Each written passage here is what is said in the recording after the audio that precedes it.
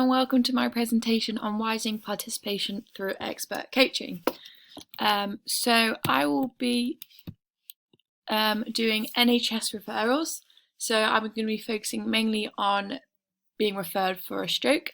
So this could be from GP practices and hospitals. Firstly, the physical impacts. So motor impairment is the most common defect after a stroke, which either happens as a direct consequence of a lack of signal transmission from the cerebral cortex or a slowly accumulating process of the cerebral injuries or muscle atrophy. So the risk factors associated with it is increased falls in stroke survivors and include poor general health. The mental impacts, so due to the motor function deficits, increased falls risk and falls related injuries, this can significantly affect the patient's mobility and their daily living activities, which will limit their participation in social events which they might have been able to do before, and professional activities. Also, problems with depression, anxiety are very common after a stroke. Here are some facts on stroke. So here the facts that really surprise me is just how common it is. So around 1,000 people under the age of 30 have a stroke each year, and the mental effects this has on an individual. As 30% of stroke patients will develop depression and 30% of stroke patients will develop anxiety. So I think this just makes this all the more important to encourage stroke survivors to engage in more exercise, as many studies with diverse methodologies have demonstrated associations between participation in physical activity and improvement in mental health symptoms among various populations. So an increased aerobic exercise or strength training has been shown to reduce depressive symptoms significantly, and anxiety symptoms and panic disorders also improve with regular exercise, and beneficial effects appear to equivalent to medication or relaxation. Coaching philosophy. So what is it? So there are so many definitions of a coaching philosophy, and the one that really kind of stuck with me, I think, is your coaching philosophy is a set of beliefs and principles that guide your behaviours. It helps you remain true to your values while handling the hundreds of choices you must make as a coach. So why is it important? So I think coaching philosophy is so important to understand other people's perspective and what they want to achieve, and also what they like about the sport, what they don't like about the sport, and this will kind of help me get a greater understanding of their core values, beliefs and assumptions.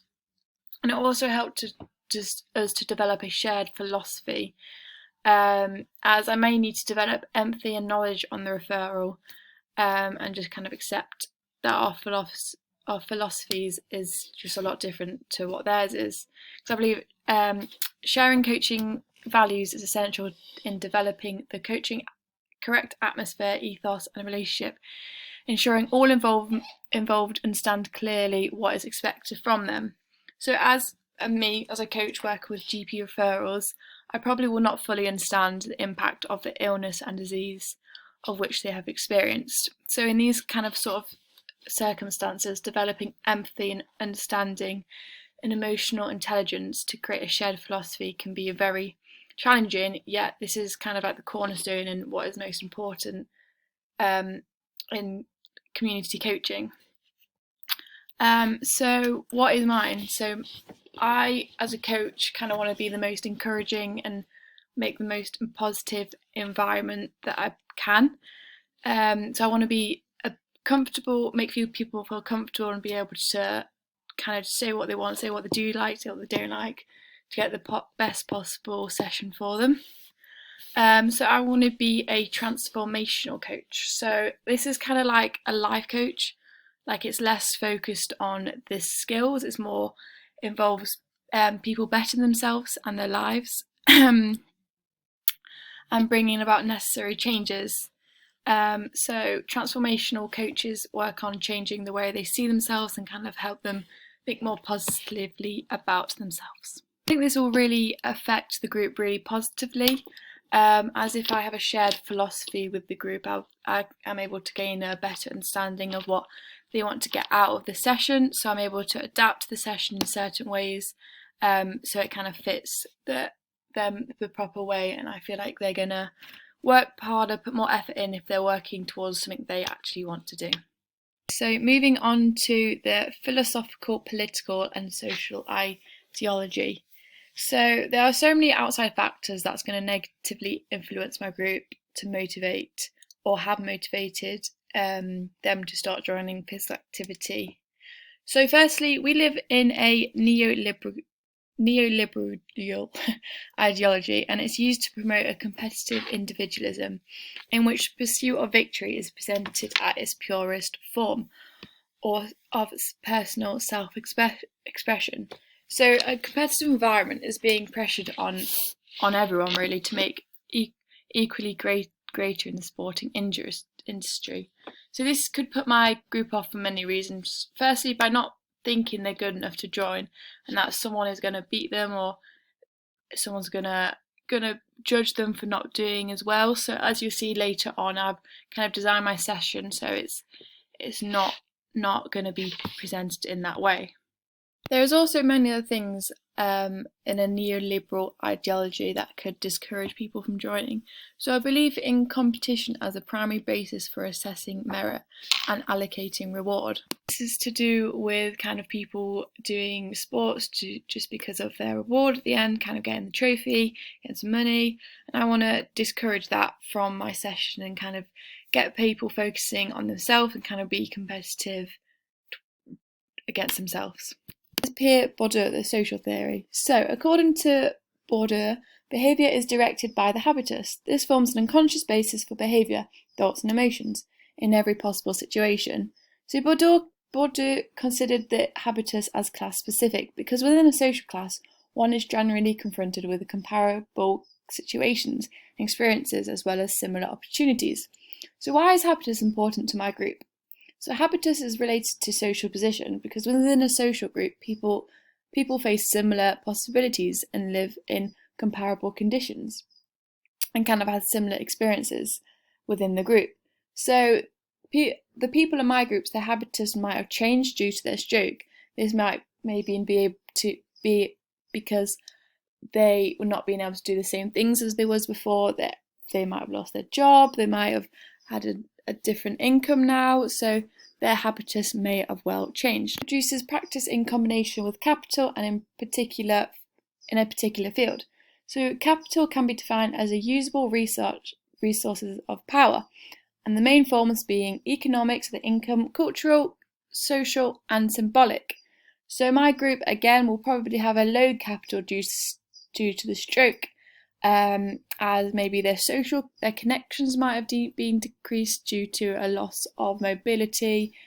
The income, their economic, could have been decreased as they might have lost their job, they're unable to do this job as well, or they might have had to cut down their hours. So social capital is not so much about having a large social network, but having a social position that creates the potential for advantage for one's social network. So I believe I can kind of increase one's social capital by being a part of a group and kind of putting them back in society again. Richard Jenkins, that social identity. Identity can be understood as a process of being or becoming. One's identity, one's identities, indeed for is who we are is always multidimensional, singular and plural. It's never a final settled matter. So social identity is a person's sense of who they are based on their group. Back to my group and kind of how relating it back to it, I believe that my kind of group members might have lost their kind of identity, sort of, as they're still the same person, yet they may not be able to socialise in the same groups. They may not be able to do the same things. This kind of also leads on to Henry Tagif. To this proposed that the groups, e.g. the social class and stuff, which people belong to, were an important source of pride and self-esteem. So kind of groups gives us a sense of social identity and a sense of belonging to the social world. This drives a positive distinctiveness, means that when people's sense of who they are is defined in terms of social identity, as we and us rather than I and me. They strive to see us too, and preferably as better than them. This will make them feel good about who they are. So again, this will help being involved in a group activity again, kind of get their sense of worth back and being able to be part of a team again, and which will help hopefully increase how they think about themselves. So moving on to my session. So as you can see, I've designed a functional circuit type of session. So as you can see, this is just some screenshots, bullet points of the main benefits. So this is a well-designed circuit that requires no really specialised equipment, and the stations will hopefully or will improve mobility, strength, flexibility and balance. But not also that, I will also want to stimulate their cognitive function and have psychological benefits. In the session, I realised that it needs to be well supervised to ensure that everyone's doing the correct form, obviously to protect them from injury and make sure they're going at the correct intensity and giving them motivation when they need to. So looking up further on the Journal of Strength and Conditioning, I found that the benefits for elderly subjects wishing to improve physical functioning and mobility. In addition, because of functional exercise circuits include a series of movement patterns, this must be produced under varying conditions, e.g. space, negligence, direction changes and level changes. The subject is afforded to cognitive stimulation. So not only are we going to be working the physical aspects, but we're going to be working the psychological aspects. So looking in further research, I found that circuit or workstation exercises interventions have been helped to improve function and physical work capacity in stroke patients. So my intention was to develop a functional exercise circuits which requires movement patterns, mobility changes, which all contribute to increasing the all-round general health of stroke patients. So moving on to my actual circuit, so this is kind of what it's going to look like. It's a 10 exercise circuit, 60 seconds on and then 15 to 20 seconds rest. So firstly I'm going to start with like a kind of gentle warm-up, nothing too vigorous, kind of some dynamic stretches, kind of let them kind of do what they want to warm up. The thing what I like most about doing a circuit is it's very changeable. I don't really necessarily know what I'm going to get on the welcome session.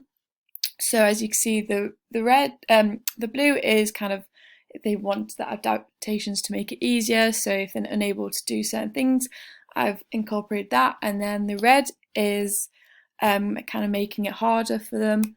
So if they're too easy, just breezing through it. And I can also change the intensity, so I can make the work period longer, shorter, the rest period longer or shorter, and repeat the circuit as many times as I think that is suitable. Also kind of going for my next sessions, I also thought that I can make the circuit more sociable. So for like certain stations I could do pair work, so I could make to make the session more suitable and sociable and kind of get them more involved in the friend way. Also referring back to what I was saying about the neoliberal world and kind of steering away from the competitiveness, as this has no real winners. It's kind of just like they finish when they finish. They're kind of, there's no competitiveness, there's no pressure on them doing what they want. I'm making adaptations, so what they can do is what they can do.